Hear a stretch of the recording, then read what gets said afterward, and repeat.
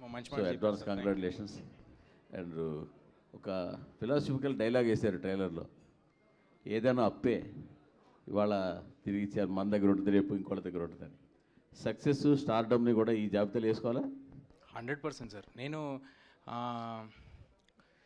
అంటే ఆ డైలాగు ఆయన రాసినప్పుడు ఆయన ఏం ఆలోచించారో తెలియదు, కానీ మీరు ఇప్పుడు అడుగుతున్నప్పుడు మాత్రం ఇవాళ మనకు కుదురుతుంది, ఇవాళ దేవుడి దయ, మన సెన్సిబిలిటీ రైట్గా ఉంది, దేవుడి దయ ఉంది, ఇవాళ everything is going well.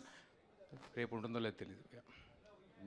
But ఈ హనుమాన్ సినిమాలో ఉన్న మ్యాజిక్ని రిపీట్ చేయడం కోసమనే ఈ సినిమాలో చివరిలో రాముడిని జాయిన్ చేశారా మీరేమన్నా? అసలు కాదు సార్, సినిమా కోర్ లెవెల్ ఐడియానే అది, సినిమా పేరే అది మిరాయ్ అని.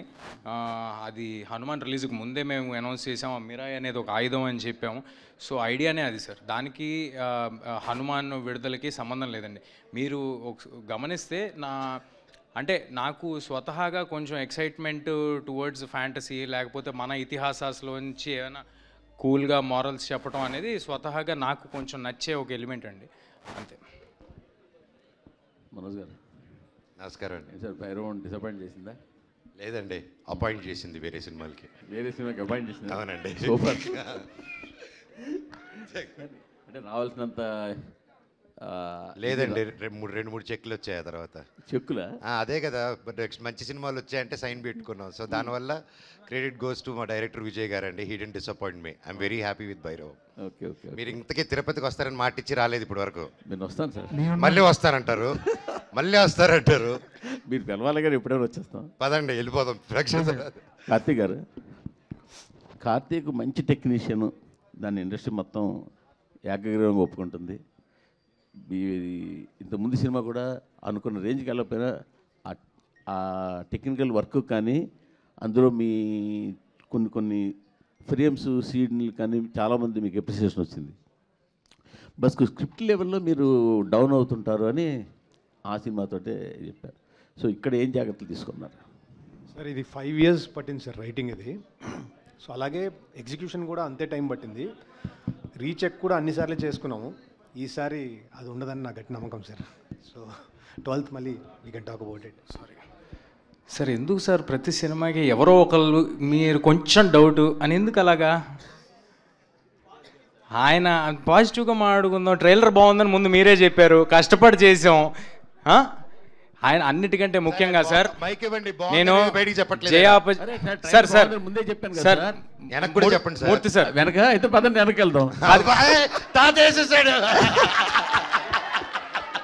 మూర్తి సార్, జయ అపజయాలు అనేవి దైవాధీనం, మీకు తెలియంది కాదు. ఇక్కడ ఎంతమందికి నచ్చింది అనేది మనం చెప్పలేం. బట్ నేను ఒకటి చెప్పగలను, కార్తిక్ గారు 100% ఎఫర్ట్ పెట్టి పనిచేస్తున్నారు. అది అన్నిటికంటే ముఖ్యం. కాబట్టి we are very happy sir. Karthik garu అంటే చాలా ఇష్టం ఉంది, నాకే కాదు ఇండస్ట్రీలో చాలామందికి ఇష్టం ఉంది.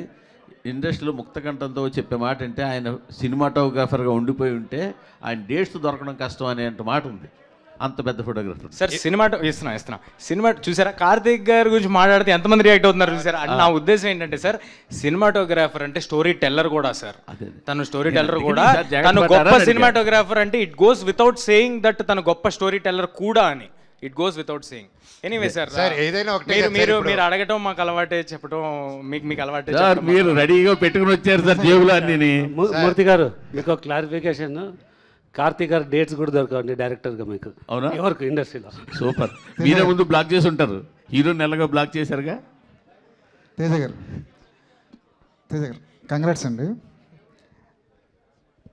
Thanks sir. సినిమాకి మీ కథలు మారుతున్నాయి, జోనర్లు మారుతున్నాయి, మార్కెట్లు మారుతున్నాయి, బడ్జెట్లు మారుతున్నాయి, పిఆర్ మారుతుంది, మొత్తం మార్చుకుంటూ వెళ్తున్నారు. ఇదంతా కలిసి వస్తుందా లేదంటే మీ ప్లానింగా ఏంటి దీని వెనకాల ఉన్న?